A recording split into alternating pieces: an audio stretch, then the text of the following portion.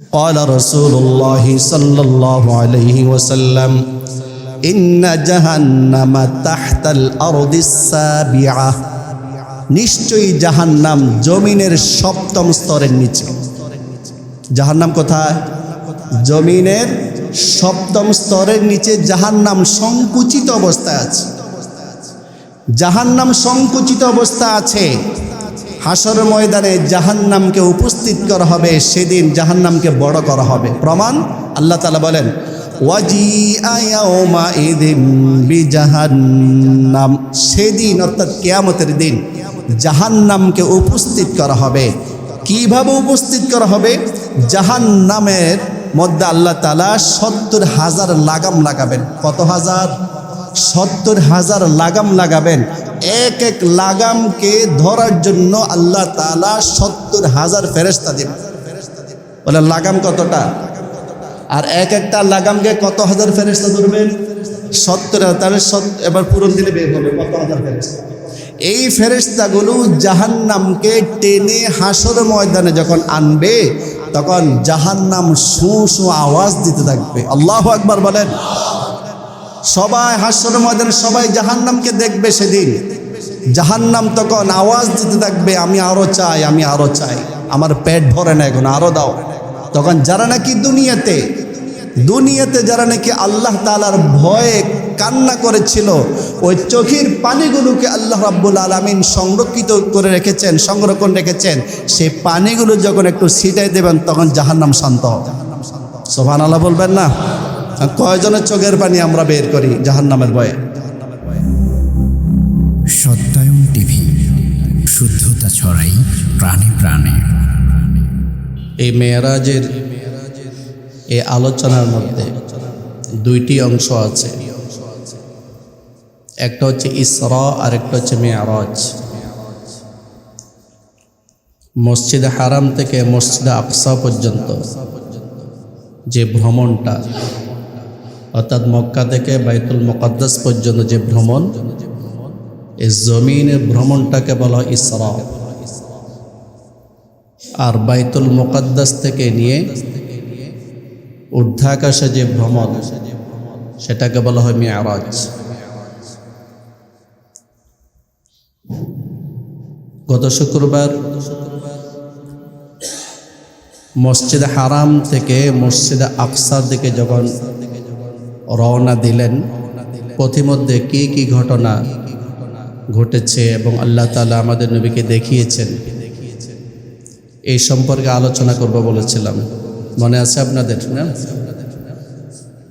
রাসূল করিম সাল্লাল্লাহু আলাইহি ওয়াসাল্লাম যখন বোরাকে করে রওনা দিলেন বাইতুল মুকাদ্দাসের দিকে, এই বোরাকের গতি কেমন?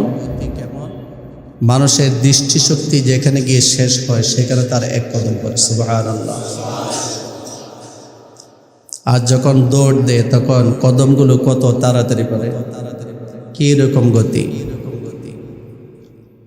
তো আল্লাহ রাব্বুল আলামিন আশ্চর্যজনক কিছু ঘটনা আমাদের নবীজিকে দেখিয়েছেন, যাতে কিয়ামত পর্যন্ত যারা আসবে তারা যেন শিক্ষা অর্জন করতে পারে, তারা যেন সেইভাবে জীবনযাপন করতে পারে।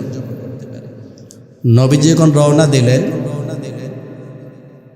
সর্বপ্রথম তিনি দেখলেন এক বৃদ্ধাকে। কাকে দেখলেন? এই বৃদ্ধা নবীজিকে ডাকলেন, আহ্বান করলেন। সাথে ছিলেন জিবরিল আমিন। তিনি বললেন, হে আল্লাহর রাসূল, আপনি তার ডাকে সাড়া দিবেন না, সামনে চলুন। আরো কিছু দূর যাওয়ার পর দেখলেন এক বৃদ্ধ লোক, সেও নবীজিকে আহ্বান করল। জিবরিল আমিন বললেন, হে আল্লাহর রাসূল, আপনি তার ডাকে সাড়া দিবেন না, সামনে চলুন। আরেকটু সামনে যাওয়ার পর একদল লোক নবীজিকে সালাম দিয়েছেন। জিবরিল আমিন বললেন, হে আল্লাহর রাসূল, আপনি সালামের উত্তর দিন। তাহলে কয়টা ধাপ গেল? 3টা ধাপ গেল। ভালোভাবে খেয়াল করুন। রাসূল করিম সাল্লাল্লাহু আলাইহি ওয়াসাল্লামকে জিবরিল আমিন বলেন, হে আল্লাহর রাসূল, প্রথম যে বৃদ্ধা মহিলা আপনাকে আহ্বান করেছিল, যার ডাকে সাড়া দিতে আমি আপনাকে বারণ করেছিলাম, এই বৃদ্ধা মহিলা হচ্ছে দুনিয়া। এই বৃদ্ধা মহিলা কি? দুনিয়া। এই বৃদ্ধা তার হায়াতের শেষ প্রান্তে পৌঁছে গিয়েছে, অর্থাৎ দুনিয়া কিয়ামতের কাছাকাছি। কিন্তু আশ্চর্যজনক, এই বৃদ্ধা মহিলার বয়স যত বাড়ছে তত তার সৌন্দর্য বাড়ছে। বৃদ্ধা মহিলা অর্থাৎ দুনিয়া। এই দুনিয়ার বয়স যত বাড়ছে সৌন্দর্য বাড়ছে না কমছে? চাকচিক্য বাড়ছে না কমছে? এই বৃদ্ধা মহিলা 2 দিন পর পর স্বামী বদল করে। এমন স্বামী পায়, ওই স্বামী এই বৃদ্ধা মহিলার জন্য এত পাগল, দুনিয়া যেই দিকে যাক তার আর কিচ্ছু দরকার নাই, বৃদ্ধা মহিলা হইলেই যথেষ্ট। তার মানে দুনিয়া হইলেই যথেষ্ট, জান্নাত জাহান্নামে তোয়াক্কা করে না।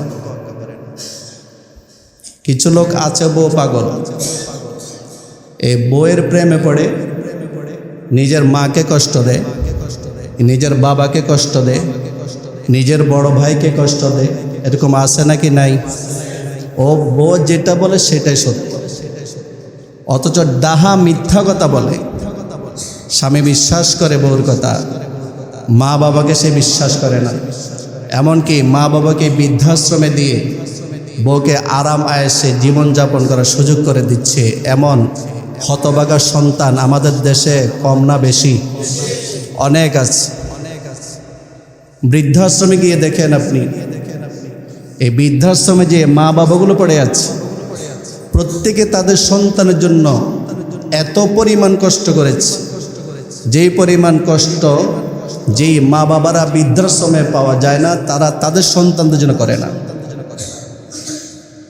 লক্ষ লক্ষ টাকা ব্যয় করে ডাক্তার বানিয়েছে, ইঞ্জিনিয়ার বানিয়েছে, বড় শিক্ষিত বানিয়েছে, কিন্তু শিক্ষিত ছেলে শিক্ষিত বউ যখন ঘরে আনে, তখন শিক্ষিত বউ বলে, তোমার মা আমার জন্য একটা বোঝা, আমি এই বোঝা বহন করতে পারবো না, আলাদা করো, তাকে যদি রাখো আমি তোমার সাথে সংসার করব না। কি মিথ্যা বলতেছি? আছে নাকি না এরকম? বউর মন পাওয়ার জন্য সে তখন বৃদ্ধাশ্রমে মাকে রেখে আসে, বাবাকে রেখে আসে। বউ একটা গেলে আরেকটা বিয়ে করা যায় না? তো মা যদি চলে যায় আরেকটা মা পাওয়া যাবে? পাওয়া যাবে না।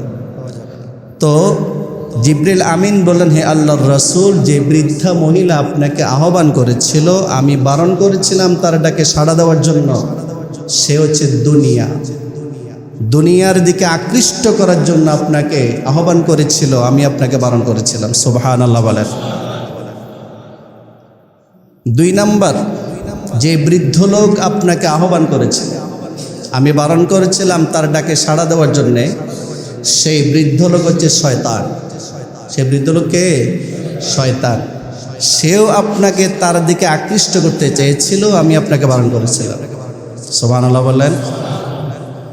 তৃতীয়ত, একদল লোক আপনাকে সালাম দিয়েছিল, আমি বলেছিলাম সালামের উত্তর দেওয়ার জন্য।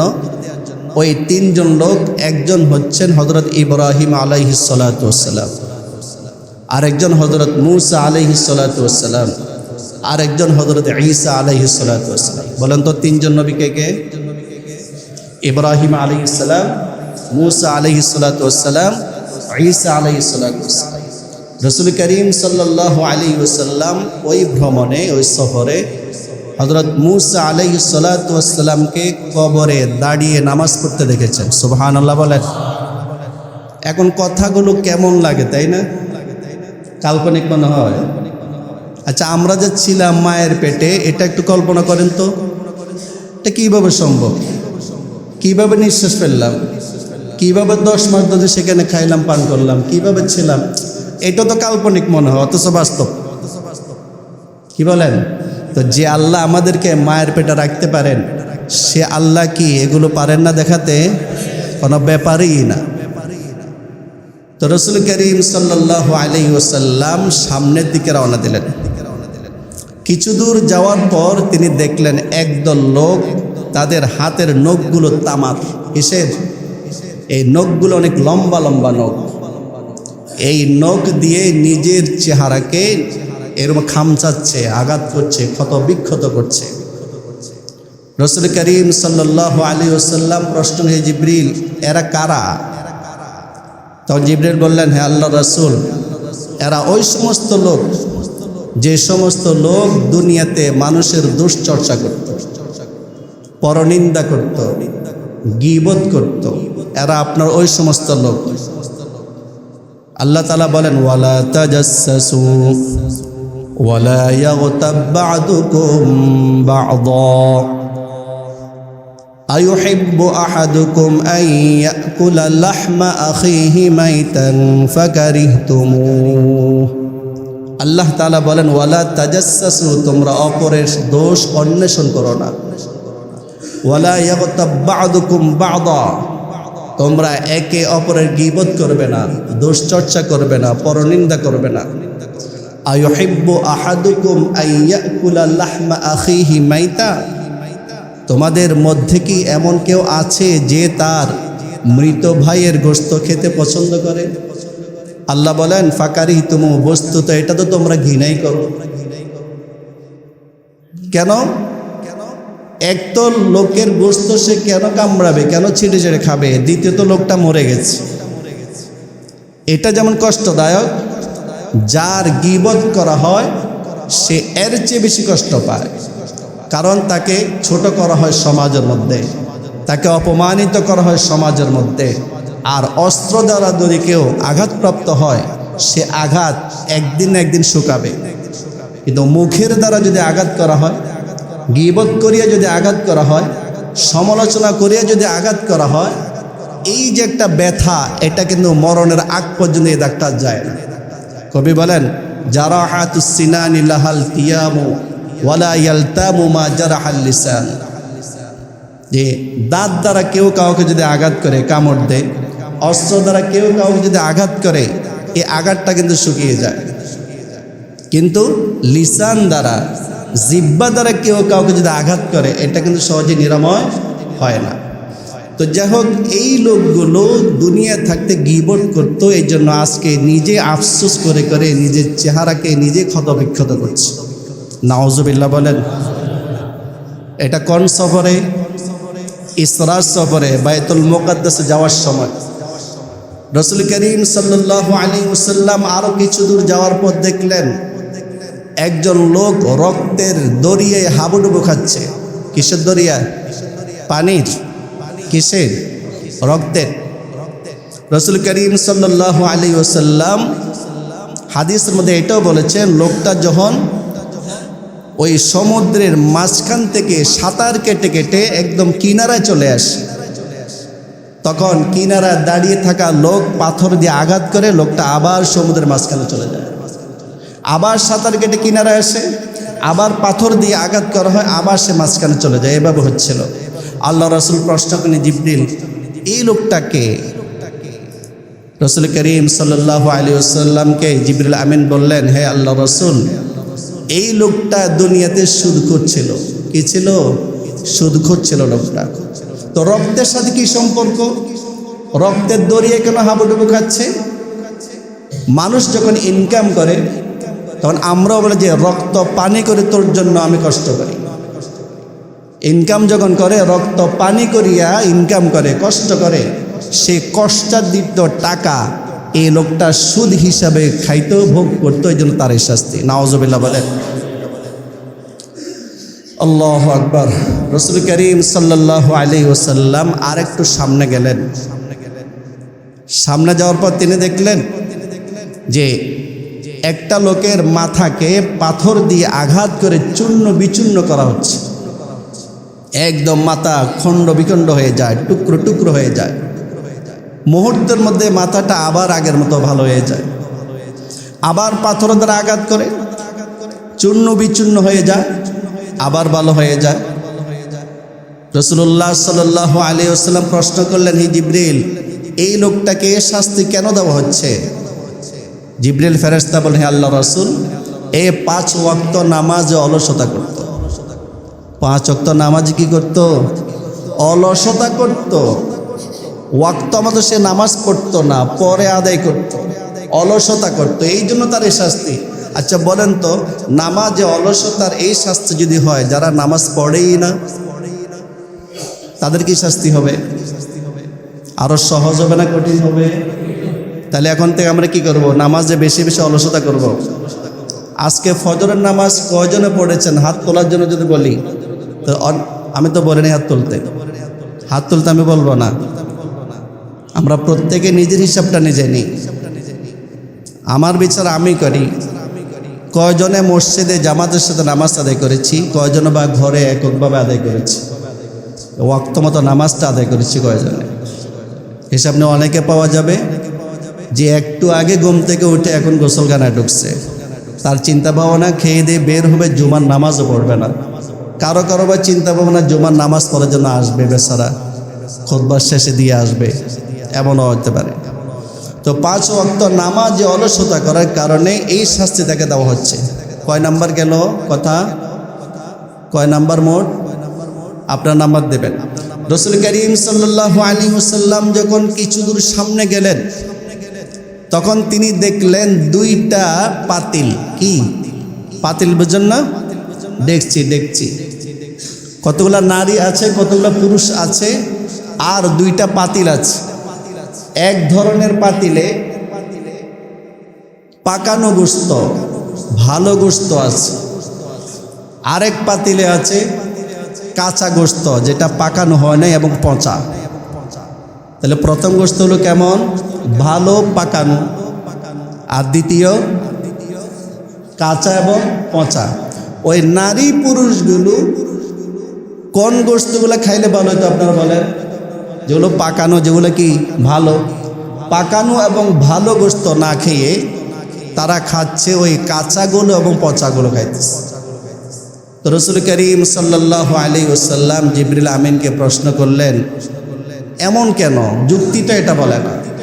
তো জিবরিল আমিন বললেন, যে সমস্ত পুরুষদেরকে আপনি দেখলেন ভালো গোশত না খেয়ে পচা কাঁচা গোশত খাচ্ছে, আর ওই সমস্ত পুরুষ যারা নিজের বৈধ স্ত্রী রেখে অন্যের স্ত্রীর সাথে সময় দিত, এরা হচ্ছে আপনার ওই উম্মতগুলা।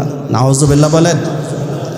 আর যে সমস্ত নারীদেরকে আপনি দেখেছেন ভালো গোশত না খেয়ে খারাপ গোশত, পচা গোশত খাচ্ছে, এরা ওই সমস্ত নারী, যে সমস্ত নারীরা আপন বৈধ স্বামীকে বাদ দিয়ে পর পুরুষের সাথে মেলামেশা করতো। নাউজুবিল্লাহ বলেন। রাসূল করিম সাল্লাল্লাহু আলাইহি ওয়াসাল্লাম যে রোগটা একটু আগে রাসূল হাদিস থেকে আমরা বুঝতে পারলাম, ওইটা তো এখন আমাদের সমাজের মধ্যে অহরহ, ঠিক কিনা বলেন? এই পরকীয়ার কারণে অনেক সংসার এখন ভেঙে যাচ্ছে। আর পরকীয়ার একমাত্র কারণ হচ্ছে এই যে মোবাইল ফোন, যেগুলোকে কি বলা হয়? স্মার্টফোন বলা হয় না, অ্যান্ড্রয়েড সেট বলা হয়। এই অ্যান্ড্রয়েড সেটের কারণে পরকের সংখ্যা বাড়ছে, আর এটার কারণে অধিকাংশ সংখ্যাগুলো ভেঙে যাচ্ছে, ঠিক কিনা একটু জোরে বলেন। তো রাসূল করিম সাল্লাল্লাহু আলাইহি ওয়াসাল্লাম আরেকটু সামনে গেলেন। সামনে যাওয়ার পর দেখলেন রুটি বানানোর চুলা। দেখেছেন আপনারা তন্দুর রুটি বানানোর? কেমন চুলাটা? ভিতরে খোলামেলা, আর মুখটা কি ছোট। আরও একটা উদাহরণ দিই, যেমন ইট ভাটা দেখছেন তো আপনারা, যে ধোঁয়া যে ওঠে, নিচের দিকে অনেক প্রশস্ত আছে, আর উপরের দিকে কি একদম চোখা। তো রাসূল করিম সাল্লাল্লাহু আলাইহি ওয়াসাল্লাম সেখানে দেখলেন অনেক আগুন, প্রচণ্ড আগুন। ওই আগুনের মধ্যে কতগুলো উলঙ্গ নারী পুরুষ আগুনের ঢেউর সাথে, আগুনের ঢেউ যখন উপরে উঠে তারাও উপরে উঠে যায়, আগুনের ঢেউ নিচে নামলে তারাও নেমে যায়, এবং তাদের লজ্জাস্থানে সাপ আর বিচ্ছু কামড়াচ্ছে। রাসূল করিম সাল্লাল্লাহু আলাইহি ওয়াসাল্লাম প্রশ্ন করলেন, হে জিবরিল, এরা কারা? তিনি বলেন, হে আল্লাহ রাসূল, এরা আপনার ওই সমস্ত উম্মত যারা দুনিয়াতে জেনা ব্যভিচার করতে। নাউজুবিল্লাহ বলেন। আরেকবার বলেন নাউজুবিল্লাহ। রাসূল করিম সাল্লাল্লাহু আলাইহি ওয়াসাল্লাম আরেকটু সামনে গেলেন। সামনে যাওয়ার পর তিনি দেখলেন একটা লোক তার একটা লাকড়ির বোঝা মাথা উঠাতে চায়, কিন্তু উঠাতে পারে না, তার শক্তিগুলা না, উঠাইতে পারেই না। সে রেখে দে, নিচে রেখে দে। নিচে রাখার পর আবার কিছু লাকড়ি, নতুন লাকড়ি ওই বোঝার মধ্যে রেখে আবার চেষ্টা করে ওঠানোর জন্য। বলেন তো এটাকে যুক্তিযুক্ত? যুক্তি কি বলে? যুক্তি বলে লাকড়ি কমাও, রেখে দাও কিছু, বাকিগুলো উঠানোর চেষ্টা করো, এটা হলো যুক্তি। কিন্তু সে কি করে? সে আরও বাড়ায়, আবার চেষ্টা করে উঠিতে পারে না, আবার নিচে রাখে, আবার কিছু লাকড়ি নেয়, আবার চেষ্টা করে উঠিতে পারে না। তো জিবরিল আমিনকে আল্লাহ রসুল প্রশ্ন করেন, জিবরিল এই লোকটা এমন করছে কেন? জিবরিল আমিন বলে, আল্লাহ রসুল এই হচ্ছে আপনার ওই উম্মত যেই উম্মত ঋণী, তার ঋণ পরিশোধ করতে পারে না, অথচ সে তার ঋণের বোঝা শুধু বাড়াইতেই থাকে। নীল আছে নাকি নাই? অনেক লোক আছে দেখবেন, মানুষ থেকে টাকা নিতে পারলে আর দিতে চায় না। আপনার থেকে যখন সে টাকা নিতে আসবে, বারবার আসবে, বরঞ্চ শুধু আপনার কাছে আসার জন্য, আপনার কাছে এসে টাকা চাওয়ার জন্য সে আলাদা এক জোড়া জুতা কিনবে, একদম নতুন জুতা। এই নতুন জুতা পায়ে দিয়ে শুধু আপনার কাছে আসবে, অন্য কোথাও যাবে না। এ টাকা পাইতে পাইতে তার জুতা ক্ষয় হয়ে যায়। অর্থাৎ বোঝাচ্ছি এই যে অনেকবার আসে আপনার কাছে, অনেকবার ফোন দেবে আপনার কাছে, তখন টাকার মালিক আপনি। যখনই আপনি টাকাটা ওই লোকের হাতে দিয়ে দিবেন কর্জে হাসানা হিসাবে, তখন থেকে ওই লোকটা ওই টাকার প্রকৃত মালিক মনে করে যে টাকার মালিক আমি, এখন থেকে সে আমার পিছে পিছে ঘুরবে। আপনি টাকা দেওয়ার পর এরপর থেকে মনে করবেন যে আপনি তাকে ফোন দিতে হবে, ও আপনাকে আর ফোন দেবে না। ইল্লা মাশাআল্লাহ, ভালো লোক তো আছে কিন্তু খুবই কম। কি বলেন, এরকম আছে না? আছে। তো ওই যে ঋণ আদায় করতে পারে না, অথচ সে ঋণ করতে আসে, ঋণের বোঝা সে বাড়াইতে আসে। রসুল করিম সাল্লাল্লাহু আলাইহি ওয়াসাল্লাম আরেকটু সামনে গেলেন। সামনে গিয়ে দেখলেন যে একজন লোকের জিহ্বাকে কাঁচি দিয়ে কাটা হচ্ছে। কি দিয়ে কাটা হচ্ছে? কাঁচি দিয়ে কাটা হচ্ছে। জিহ্বাটা আবার ভালো হয়ে যায়, আবার কাটা হয়, আবার ভালো হয়ে যায়, আবার কাটা হয়, আবার ভালো হয়ে যায়। রসুল করিম সাল্লাল্লাহু আলাইহি ওয়াসাল্লাম প্রশ্ন করলেন যে এই লোকটাকে শাস্তি কেন দেওয়া হচ্ছে? জিবরিল আমিন বলেন, হে আল্লাহ রসুল, এই লোকটা মানুষকে সৎ উপদেশ দিত কিন্তু নিজে আমল করতো না। এই জিহ্বা দিয়েই সৎ উপদেশ দিত কিন্তু নিজে আমল করতো না ওই কথার উপর, ওই সৎ উপদেশের উপর। এই জন্য জিহ্বাকে এরকম শাস্তি দেওয়া হচ্ছে। রসুল করিম সাল্লাল্লাহু আলাইহি ওয়াসাল্লাম বলেন, আমি আরেকটু সামনে গেলাম। সামনে যাওয়ার পর দেখলাম যে সুগন্ধিযুক্ত হিমেল বাতাস বয়ে যাচ্ছে। সুবহানাল্লাহ বলে। আমি জিবরিলকে প্রশ্ন করলাম, এটা কিসের এত সুগন্ধি, কেন বাতাসে? জিবরিল আমিন বলেন, হে আল্লাহ রাসূল, এটা হচ্ছে বেহেশতের সুগন্ধি। সুবহানাল্লাহ। আরেকটু দূরে গেলাম, দেখলাম যে সেখান থেকে দুর্গন্ধযুক্ত বাতাস, গরম বাতাস আসতেছে। আমি প্রশ্ন করলাম, এটা কিসের, এত দুর্গন্ধ কেন বাতাসে? তখন জিবরিল আমিন বলেন, হে আল্লাহ রাসূল, এটা হচ্ছে জাহান্নামের। নাউযুবিল্লাহ বলেন। তাহলে বোঝা গেল বাইতুল মুকাদ্দাস থেকে তিনি ভ্রমণ শুরু করলেন নাকি মক্কা থেকে ভ্রমণ শুরু করলেন? মক্কা থেকে ভ্রমণ শুরু করলেন। কোন পর্যন্ত যাবেন? বাইতুল মুকাদ্দাস পর্যন্ত যাবেন। এই পথি মধ্যে ঘটনাগুলো, এর থেকে বোঝা যায় জাহান্নাম এবং আলমে বারজাখ অর্থাৎ কবর জগৎ আসমানে না বরং জমিনে। বলেন, কবর জগৎ কোথায়? কোথায়? জমিনে। এবং জাহান্নামও কোথায়? জমিনে। জাহান্নাম পরে সৃষ্টিকার হবে সেটা না, বরং আল্লাহ তাআলা জান্নাত জাহান্নাম দুইটাই সৃষ্টি করে রেখেছে। সুবহানাল্লাহ বলেন। জাহান্নাম কোথায় আছে? ক্বালা রাসূলুল্লাহ সাল্লাল্লাহু আলাইহি ওয়াসাল্লাম, ইন্না জাহান্নামা তাহতাল আরদিস সাবিআ, নিশ্চয়ই জাহান্নাম জমিনের সপ্তম স্তরের নিচে। জাহান্নাম কোথায়? জমিনের সপ্তম স্তরের নিচে জাহান্নাম সংকুচিত অবস্থায় আছে। জাহান্নাম সংকুচিত অবস্থা আছে। হাসর ময়দানে জাহান্নামকে উপস্থিত করা হবে, সেদিন জাহান্নামকে বড় করা হবে। প্রমাণ আল্লাহ তাআলা বলেন, ওয়াজিআ ইয়াউমাইযিন বিজাহান্নাম, সেদিন অর্থাৎ কিয়ামতের দিন জাহান্নামকে উপস্থিত করা হবে। কিভাবে উপস্থিত করা হবে? জাহান্নামের মধ্যে আল্লাহ তাআলা ৭০,০০০ লাগাম লাগাবেন। কত হাজার? ৭০,০০০ লাগাম লাগাবেন। এক এক লাগামকে ধরার জন্য আল্লাহ তাআলা ৭০,০০০ ফেরেশতা দেবেন। বলে লাগাম কতটা? আর এক একটা লাগামকে কত হাজার ফেরেশতা ধরবেন? ৭০,০০০। তাহলে এবার পূরণ দিলে বের হবে কত হাজার ফেরেশতা। এই ফেরেশতাগুলো জাহান্নামকে টেনে হাসর ময়দানে যখন আনবে, তখন জাহান্নাম শু শু আওয়াজ দিতে থাকবে। আল্লাহু আকবার বলেন। সবাই হাসরের ময়দানে সবাই জাহান্নামকে দেখবে। সেদিন জাহান্নাম তখন আওয়াজ দিতে থাকবে, আমি আরো চাই, আমি আরো চাই, আমার পেট ভরে না, এখন আরো দাও। তখন যারা নাকি দুনিয়াতে যারা নাকি আল্লাহ তাআলার ভয়ে কান্না করেছিল, ওই চোখের পানিগুলোকে আল্লাহ রাব্বুল আলামিন সংরক্ষণ রেখেছেন, সেই পানিগুলো যখন একটু ছিটাই দেবেন তখন জাহান্নাম শান্ত হবে। সুবহানাল্লাহ বলবেন না? কয়জনের চোখের পানি আমরা বের করি জাহান্নামের ভয়ে। জাহান্নাম দুনিয়াতে আছে, সংকুচিত অবস্থা আছে। নবীজি হাদিসে বলেন জমিনের 7ম স্তরের নিচে আছে, কারণ জমিন 7টা, আসমানও 7টা, 7 জমিনের নিচে আছে। বর্তমান বিজ্ঞানীরা মাটির দিক থেকে এক প্রান্ত থেকে আরেক প্রান্ত যেতে চায়, তারা নিচের দিকে যেতে চায় যে দেখে নিচে কি আছে। এই পর্যন্ত বিজ্ঞানীরা শুরু থেকে এই পর্যন্ত নিচের দিকে 6 মাইল পর্যন্ত গিয়েছে। কত মাইল? সবাই বলেন কত মাইল? 6 মাইল পর্যন্ত গিয়েছে নিচের দিকে, এরপর আর যেতে পারে না। বিজ্ঞানীরা বলেন যে 6 মাইল পরে এত শক্ত একটা আবরণ আছে, যে আবরণকে কাটার মতো পৃথিবীতে এমন কোনো শক্তিশালী অস্ত্র এ পর্যন্ত তৈরি হয় নাই। এটা তারা বলে। এখন আমাদের মুফাসসির ওলামায়ে কেরাম বলেন হইতে পারে সে আবরণের নিচে আল্লাহ তাআলা জাহান্নাম রেখেছেন, জাহান্নামকে আবরণ দিয়ে ঢেকে রেখেছেন। তবে বিজ্ঞানীরা এটা স্বীকার করে যে জমিনের নিচে আগুন আছে, জমিনের নিচটা উত্তপ্ত, এটা কিন্তু বিজ্ঞানী স্বীকার করে।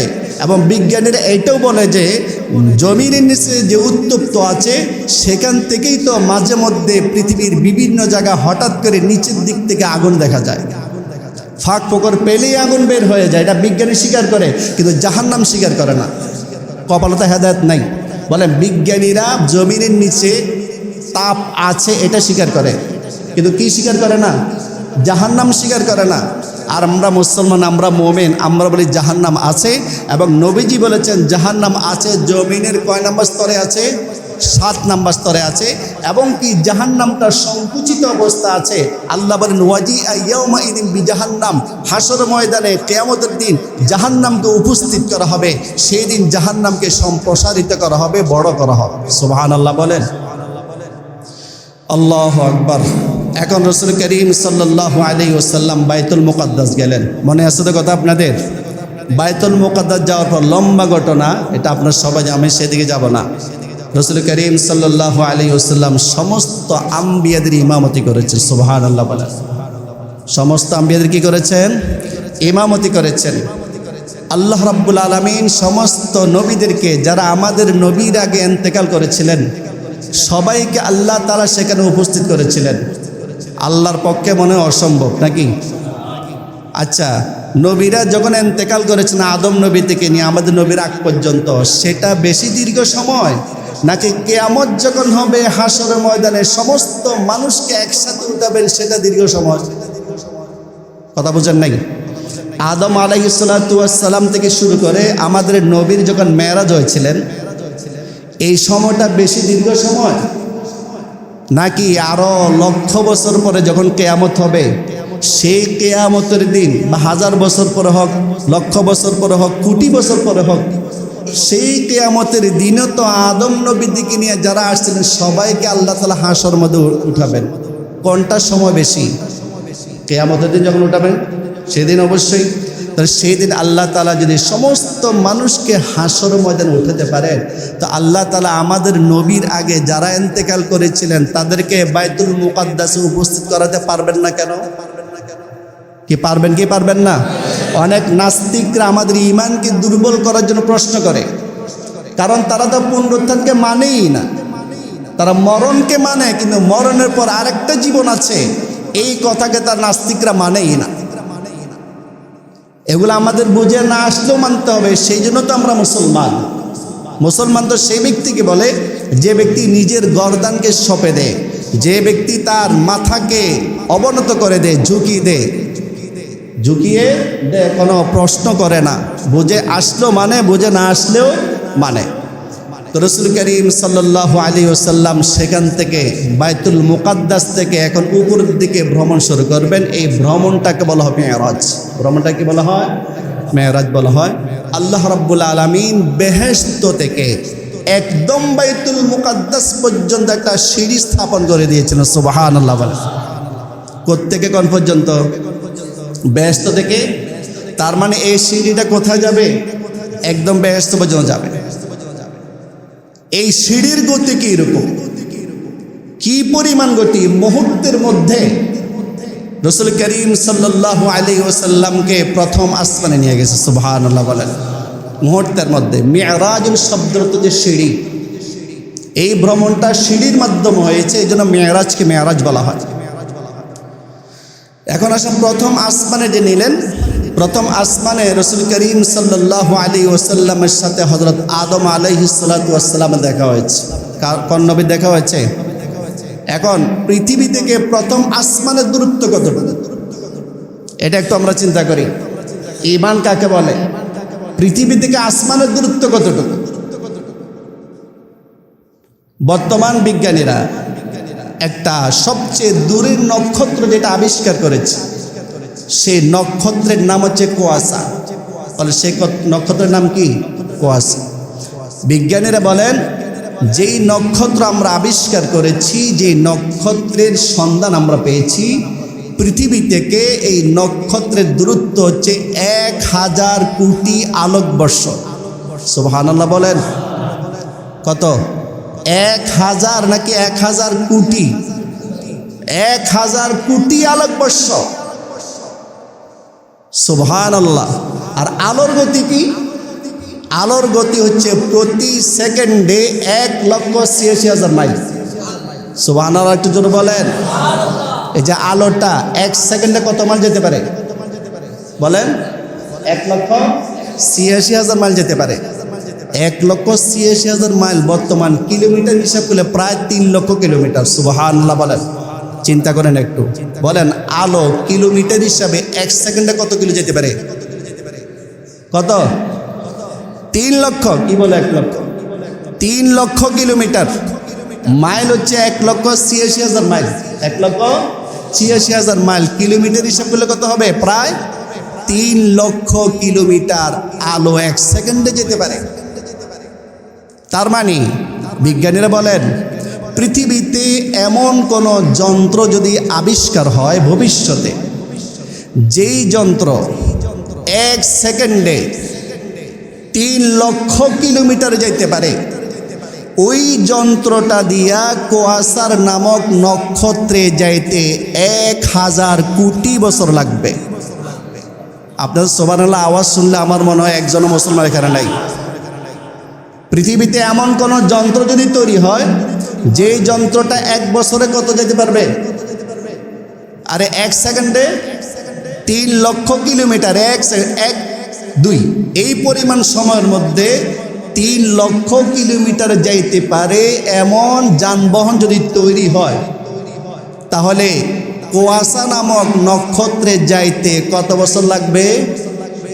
1000 কোটি বছর। সুবহানাল্লাহ।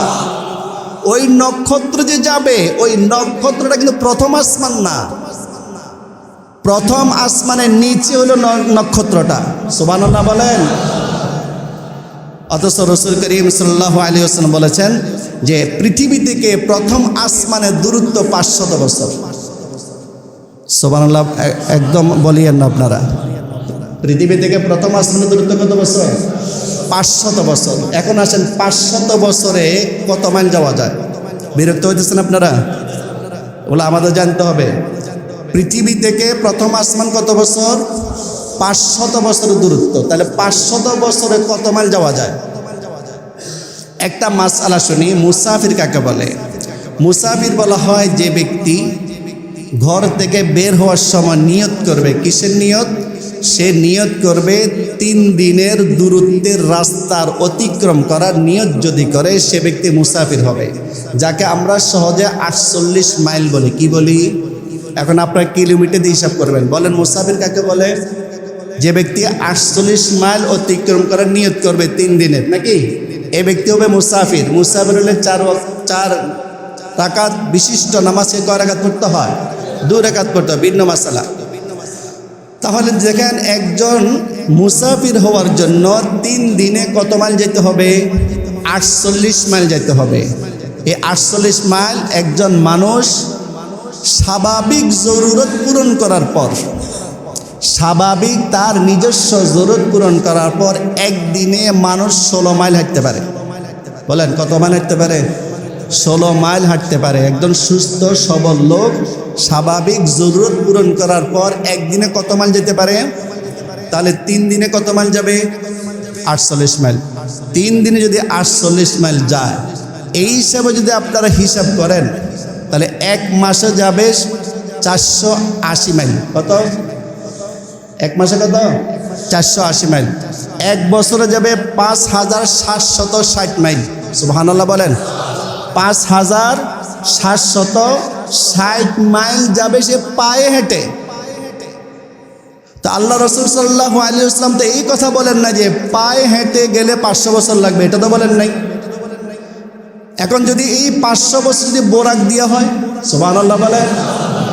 আচ্ছা, এই 500 বছর যদি সিঁড়ি দেওয়া হয়, কি পরিমাণ গতি হবে?